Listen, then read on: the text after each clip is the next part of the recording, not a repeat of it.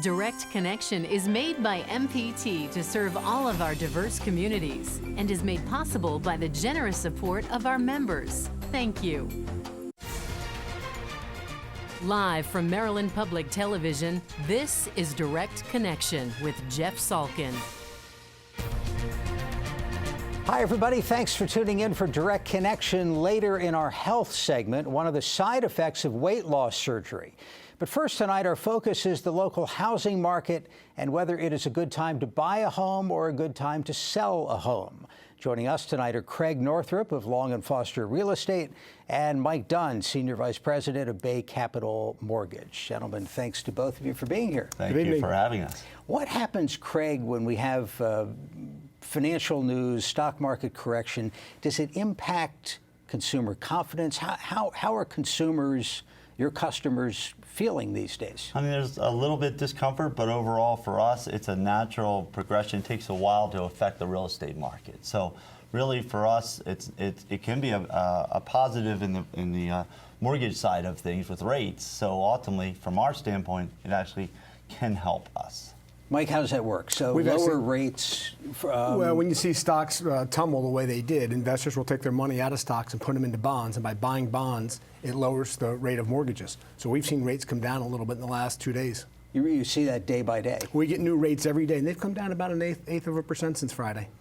Craig, give me a state of the market in terms of the regions of Maryland that you focus on. What's happening? It's fantastic. The market's great. Limited inventory pretty much in all places. The average market places and values of, in each county is just, it's limited inventory. So the buyer demand's there. Interest rates are lower, even getting lower. And so you've got that with the consumer confidence has been pretty strong. Economy's doing well. And so real estate's the best investment you can be in. It's secure, it's growing, at the pace that we want it to. We don't want it to go immensely back up like it did in 2005. We saw that. We'd rather go casually, go up and increase, and that will certainly help stabilize the real estate market and keep inventory lower. When you measure inventory, what do you look at? We look at how many houses per capita, or how long a house is sitting on the market, what's the average. It's moved from 60 days to 30 days, some places as low as 15 days on the market. And those are healthier numbers? Healthier numbers, because ultimately that means the values are getting better. That means they're selling for closer to list price. We're selling 99% of list price right now, which means that we're pricing them right. They're selling, and there's really less negotiation going on. Do customers, homeowners, have a good handle on what the house is worth? So there was the bubble, and everybody knows the high water mark. You knew what your house was worth before the bubble burst. Do people have a good sense when your brokers have a conversation with somebody to set that listing price? Are they realistic? Well, first of all, in 2005, when we talk about that per se bubble, people couldn't even afford their own home. I mean, it was kind of that kind of scenario. Nowadays, there's justifiable comparables there. I always say you have to sell it to two people, the buyer and the bank, because the bank appraisals are just as important as the buyer, because the banks have to loan the money. So we meet, as Northrup teams, meet the appraiser there personally, because we have to educate these appraisers just as much as we got to educate the buyer on the market. Mike, on your side, what are you seeing from appraisers? We've had very few properties under appraised. Like Craig said, they're pricing the properties at the right spot. The comparable sales are out there, so we're not having any issues with appraisals these days. In terms of loan volumes, about normal? Yeah, we're busy. It's that the last 10 days have slowed down, but this time of year it does, with people going back to school and vacations, and it typically picks up right after Labor Day again, all the way through, through Thanksgiving. I wanted to ask about that because when we've talked about real estate on this show in the past, it's always been the spring when everybody's focused on real estate. I don't know if that's so people can buy a home and be in time for school to start, but late summer, how different is it? It's funny, I get this question all the time. Everybody thinks spring, spring, spring, and what's interesting about the fall is sort of a secret, and we're going to share that today. There's actually, October's the second best month in real estate. People don't realize that. Why? Because of course you missed the school wave, but there's a large relocation database that we bring in from different areas. They all tend to want to get there in October, so they're in by the end of the year. So what's interesting is you take a Warren Buffett quote, you know, when everybody's buying, I sell, and everybody's selling, I buy, you do the opposite of what everybody else is doing. So you actually do very well this time of year because there's not as much competition. There isn't, you know, people are kind of waiting for the spring, and so you take advantage of that. Let me remind our viewers, if you have a question about real estate or mortgages, you can give us a call. We'll have the number up on the screen. You could also tweet your questions. Our Twitter address is @MPT News. So somebody wants to sell a home in a hurry, what do they do? What do they do? Call us. 410-531-0321. What do you do? What do we do? I mean, somebody's got to, you know, they got to move. They need this house sold in a month or two. Right. You can't price it too aggressively. Well, what's interesting is the market used to be about location, location, location. Now it's about condition, price, and location. Conditions is just as important as price now. People want more turnkey homes. So what we're finding is we have complementary staging to help get that facility done. Houses are staged, sell 50% faster, houses aren't staged, and for 7% more money. So we're staging all of our property, it's all complementary, it's all what we do, part of our process. Our pictures are very important, fusion photography, because if the internet's the first place people are going to look, you better have great pictures. I went up to a house a couple days ago, and the house was a two-car garage, nice colonial, and the picture was a one bay of the garage was the front picture. I'm like, really? You're trying to sell a $500,000 house with a picture like that? So important pieces. Getting that first step is to make the call to the professional. Second step is to price it right, which is right, based on the sold comparables, not on actives. You know, people spend a lot of time on the active comparables. My neighbor's asking X.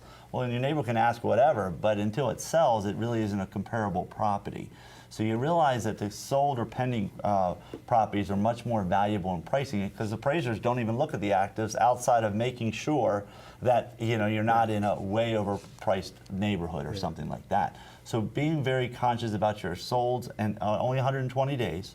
So only 120-day comparables is really what's going to justify your value within a 5-mile radius. Mike, on the mortgage side, somebody wants to get approved in a hurry. What do they need? Well, the these first thing days? they should do is get pre-approved prior to going out and looking at a house. Last thing they want to do is buy a house, put a contract in, do a home inspection, pay for the appraisal, and find out they don't qualify for financing. So they should actually get fully approved for a mortgage prior to meeting with the realtor and going out and looking at homes. And we do that all the time. What's it take? How we credit can do scores it, and all that? Yeah, you can get in with an FHA loan as low as 620 on a credit score with 3.5% down. Most of our buyers today have close to a 700 score. That's what we see all throughout the area. And we can get them pre-approved in a matter of days, and we can actually fund a loan at Bay Capital in as little as 3 weeks. Two things on that, though. One thing is, first, a lot of people don't know what they can afford, so I do recommend you picking up the phone and calling. The second thing is I also recommend is that you're not obligated to, if you get a pre-approval, to utilize that lender, but to get that process started, I do recommend that you give, you know, like Mike a call or something like that. People are reluctant to apply for credit or maybe worried about the process in terms of the way credit scores are calculated. Yeah, and that's more of a myth than anything. If you go to one weekend, go out to look at cars, and you go to 6 different dealers, and 6 different car dealers pull your credit, it's not going to affect your credit score. If it's all done within the same industry, within the same weekend, if you apply to 2 or 3 mortgage companies and they all pull your credit, it's not going to affect your credit score. It's where you get a bunch of different hits, inquiries from a different bunch of financial institutions like a car dealer, a bank, a mortgage company, they're all unrelated, is where it will drive down your credit score. Let's talk to Judy in Cecil County. Judy, thanks for the call. Go ahead. Thank you very much for taking my call. You bet. My question is, does Bay Capital Mortgage do construction to permanent loans? And the second question is a little bit off the subject. How I'd be interested in their opinion on the new Maryland state law that suggests that we have to have a new sprinkling system put in. Judy, thank you very much. Thank you. Well, yes, we do construction permanent loans with as little as a 5% down payment. And I'm not familiar with the new sprinkler law, to be honest with you. Can you explain what a construction perm loan is? A construction perm loan is when you want to buy a new construction property. Typically, the lender's not going to place a 30-year permanent mortgage on the loan until the house is 100% complete. So we will finance the acquisition of the land and the construction process over a 6 to 9 month period. through a floating rate, and once the home is 100% complete, we'll convert that to a 30-year fixed rate mortgage or a 15-year fixed rate mortgage. There's a huge benefit for construction to perm. I want to explain also. You're settling on the property, usually the land first, and then it goes to a permanent. So you're only paying transfer taxes only on the land cost. So if the land cost is $100,000 per se, whatever that transfer tax is versus a $500,000 home. So you are saving a lot of money that way. Yep. Second question, the sprinkler system. They just mandated that for all builders. Obviously, the builders are a little upset. It's certainly more cost to them. Is this one particular county or statewide? No, it's statewide now. So you will see that on all new homes. Plus, you're also seeing the water and sewer extra charges from developers coming as well. So these are new changes. Let's go out to Baltimore County. This is Agnes. Agnes, thanks for the call. Go ahead. Yes, thank you for taking my call. What is your opinion about the vacant to value program by the Baltimore City Mayor? And do you think it's bringing more individuals, especially millennials, into Baltimore City? Agnes, how does that work? Well, the way I understand, they take vacants and they sell it to wholesalers or investors who turn it into who in turn, take care of it. What do we call this? They renovate. They renovate Okay. the row houses, and then they sell it at a cheap price. That's how I understand it. Great. Thank you for the phone call. Yes, I mean, bringing people back to Baltimore is very important. Any of these programs to revitalize it. Again, we went through a little bit of a downwind there in the sense that people were concerned with what was going on with Baltimore, but now we're starting to see it. We're doing seminars, bringing people back to Baltimore, and these are programs that Baltimore's putting in place to say, hey, look, let's fix up some of these properties, let's make the neighborhoods nicer, and invite them back. And I think the program is dynamite. Worcester County, this is Wayne. Wayne, thanks for calling. Go ahead. Yes, I've been in my home about 5 years in the Ocean Pines. I have a 30-year fixed rate. We have a 800 score, and I would like to see about going to a 15-year mortgage with a low interest rate. You could certainly do that. I don't know what your current rate is, but a 15-year fixed rate is about 3.25% today. So if you're at 4% or higher, then you should certainly look into that.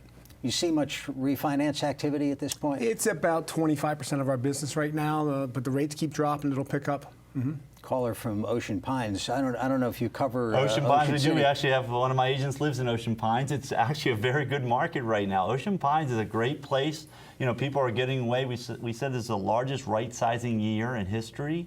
I'm finding what is that right-sizing meaning finding the right size of your lifestyle, of your house. We're not calling it downsizing anymore. It's called right sizing, yes. So you don't know. It could be an upsize. It's right sizing. So upsize or downsize.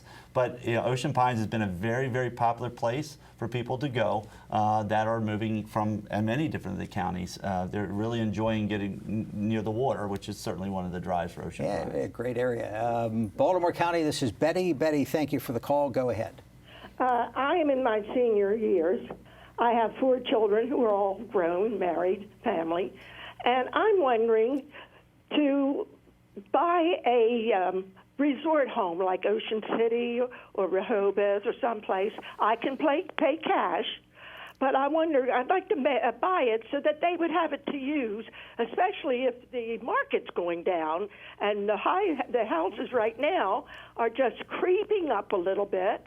And like Ocean City, and I'm wondering if now's the time for me to just go ahead and buy it. Betty, thank you for the phone call. The resort markets come back more slowly than regular They have, neighborhoods. and actually, it's a secondary market, and they're doing fantastic. They really are. It's a great opportunity to invest in that. I 100% agree with her in her choices and what she's thinking of doing. Why not put it in a safe place that you can touch and feel it and use it for your family?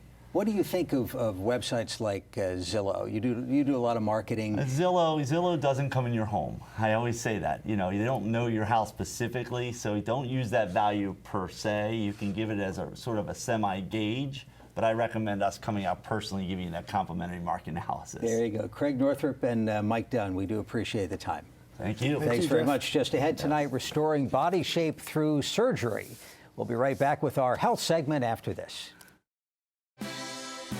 Tonight on MPT. Antiques Roadshow is finding amazing treasures in Cincinnati, Ohio. This happened to be amongst a bunch of junk in a house buried under a pile of trash. Oh my God, this is awesome. Pretty good, I'd say. Really? Yes. Oh, yes. Yes. Don't miss our discoveries from Ohio next time on Antiques Roadshow. Tonight at 8 on MPT. Next time on Father Brown. If you'd like to follow me to the winery, we shall begin the tour. The unveiling of a new wine is sabotaged. Who would do such a thing to a poor dog? A hated worker on the estate is presumed guilty. Give me what I want. You've crossed the line. And when he turns up dead, 2 gunshots. Father Brown sees plenty of motive, but no one is telling the truth. There is a killer in this room. Father Brown. Tonight at 10 on MPT. We've collected some amazing stories this week. It's personal, Oh, sure, which absolutely. I can see by the tear in your eye. The fact that you have 100, I mean, it's a valuable collection. We're going to have a dramatic moment here, and we're going to reach up inside. Wow, that's terrific. And to think that it came right out of Borneo. I'm Maria Salkin. Join me next time for Chesapeake Collectibles. Thursday night at 8 on MPT.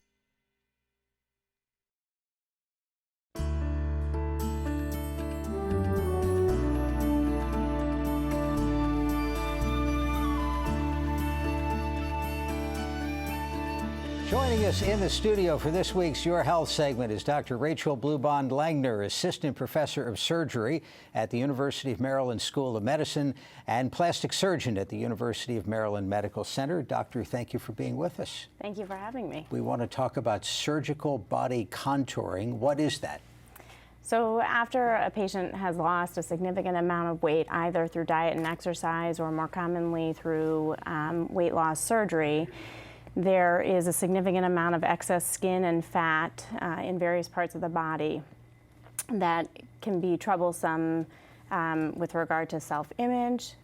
It can cause rashes. It can cause difficulty exercising. The weight of the tissue itself can cause back pain.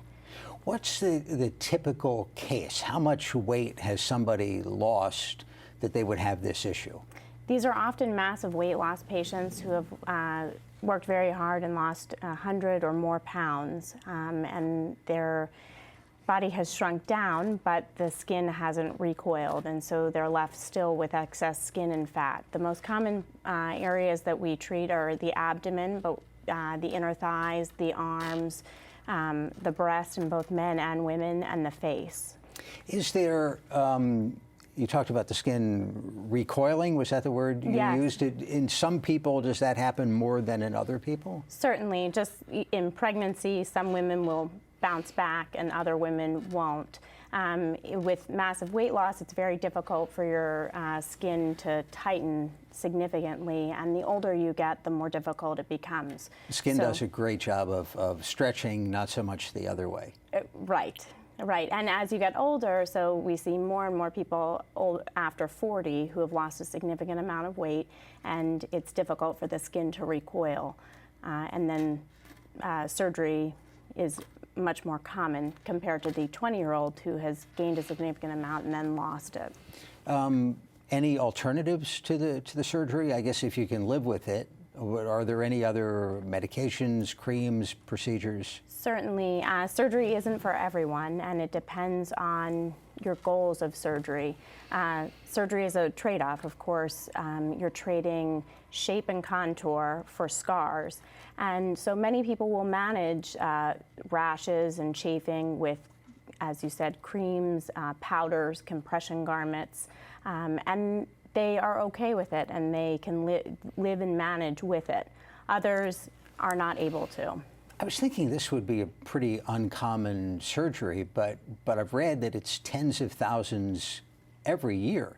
Yes, and I think there are an increasing number of people who are very successful in losing weight, and therefore we're seeing more and more people who come to us for body contouring after successful weight loss. What kinds of questions do the patients ask? I'm sure they want to know about scarring, you know, pain, that sort of thing. Right, and so there are lots of places that you can go on the internet to look, but I think one is the scars, as you mentioned. So where will those scars be? as I've said before, you're trading scars for contour.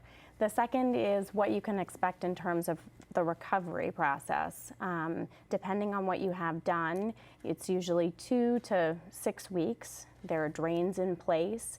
You need somebody to be able to help you initially for the first few days, depending again on the extent of your surgery. And the other questions that are asked is this covered by insurance? Is this something that will be an out-of-pocket expense? And that varies on a case-by-case basis.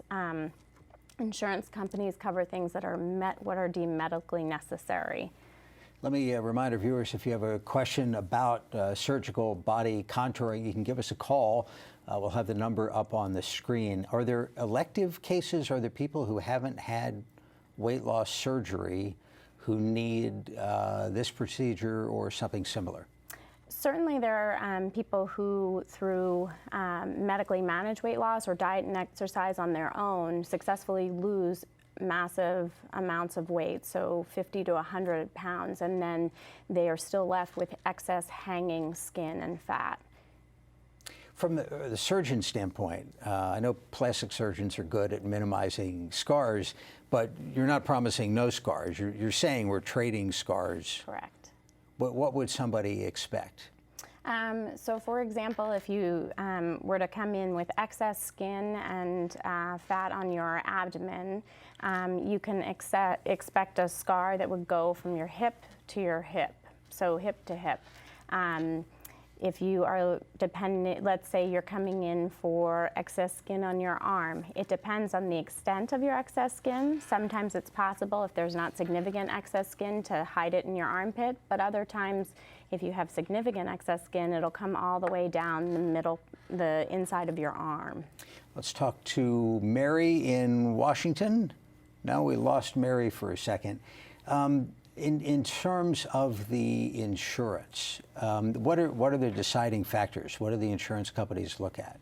So insurance companies will cover what are deemed medically necessary procedures, and so often the procedures that they will cover are what's called an abdominal paniculectomy, where there is excess skin and fat on the abdomen that causes chafing or rashes, sometimes even boils and infections, that patients have attempted to treat with antibiotics by mouth. Sometimes boils have been lanced. They've used creams and powders and even compression garments and still have difficulty. Lynn in Howard County on the line. Lynn, thanks for the call. Go ahead. Yes, I've had blepharoplasty, which was my eyelids, because I wanted to safely drive. The outside of my eyelids had drooped, and I had blepharoplasty done once. My question is, can I have a second blepharoplasty in a year or two? Because the skin between my eyebrows and my eyelids is beginning to feel like it's puffy. Lynn, thank you for the phone call. Certainly it's on a case-by-case basis. There are secondary procedures that are done not infrequently, and you should be sure to go to somebody to be evaluated who does many of these procedures and is familiar with the area, particularly if it's going to be a revision surgery. How does what you do in terms of body contouring fit in the broader context of a weight loss program at the University of Maryland? So the University of Maryland has a comprehensive weight loss program that has both medically managed weight loss as well as surgical weight loss. Patients are put through an extensive evaluation and are helped with the weight loss process. Once they've lost weight, we generally recommend that you wait 12 to 18 months prior to any surgery. Your nutrition should be optimized. With any weight loss, you can have changes in your electrolytes, and you can certainly have anemia or low blood counts. And you want to make sure that you've reached your goal weight and that you've been at your goal weight for 6 months. And so there's a team of endocrinologists, primary care physicians, nutritionists, that all will help to manage these various issues. Very good. Dr. Rachel Blubond-Langner of the University of Maryland School of Medicine, University of Maryland Medical Center, thank you for being with us. Thank you. And thank you for joining us for Direct Connection. We're back Thursday at this time with Your Money and Business, and join us Friday for State Circle. Now, for all of us at MPT, I'm Jeff Salkin. Thanks for watching, and have a good night.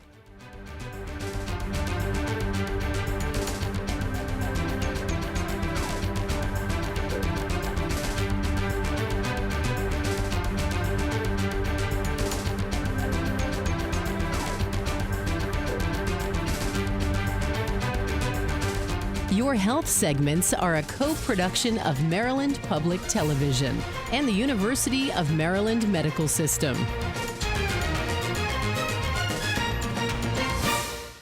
This program was made by MPT to serve all of our diverse communities.